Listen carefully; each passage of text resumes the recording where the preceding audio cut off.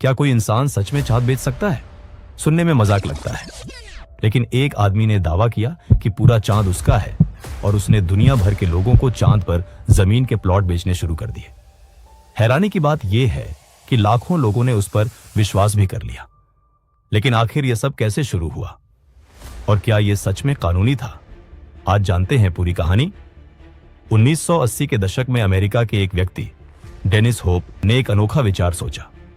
उनका कहना था कि किसी ने चांद की निजी मालिकाना हक का दावा नहीं किया, इसलिए उन्होंने खुद को उसका मालिक घोषित कर दिया। फिर उन्होंने एक कंपनी शुरू की जिसका नाम रखा लूनर एम्बेसी। इसके बाद उन्होंने चांद पर छोटे छोटे प्लॉट बेचने शुरू किए। लोगों को एक सर्टिफिकेट दिया जाता था जिसमें लिखा होता था कि उन्होंने चांद पर जमीन खरीदी है। दुनिया के कई देशों के लोगों ने ऐसे सर्टिफिकेट खरीदे। कुछ मशहूर लोगों के बारे में भी दावा किया गया कि उन्होंने ऐसे प्लॉट लिए। डेनिस होप ने दावा किया कि उन्होंने लाखों प्लॉट बेचे और इससे करोड़ों डॉलर का कारोबार किया। लेकिन ये दावे स्वतंत्र रूप से पूरी तरह सत्यापित नहीं हुए हैं। फिर भी उनका बिजनेस दुनिया भर में चर्चा का विषय बन गया। यही कहानी दिलचस्प हो जाती है। 1967 की आउटर स्पेस ट्रीटी के अनुसार कोई भी देश चांद या दूसरे ग्रहों पर अपना मालिकाना हक नहीं जता सकता।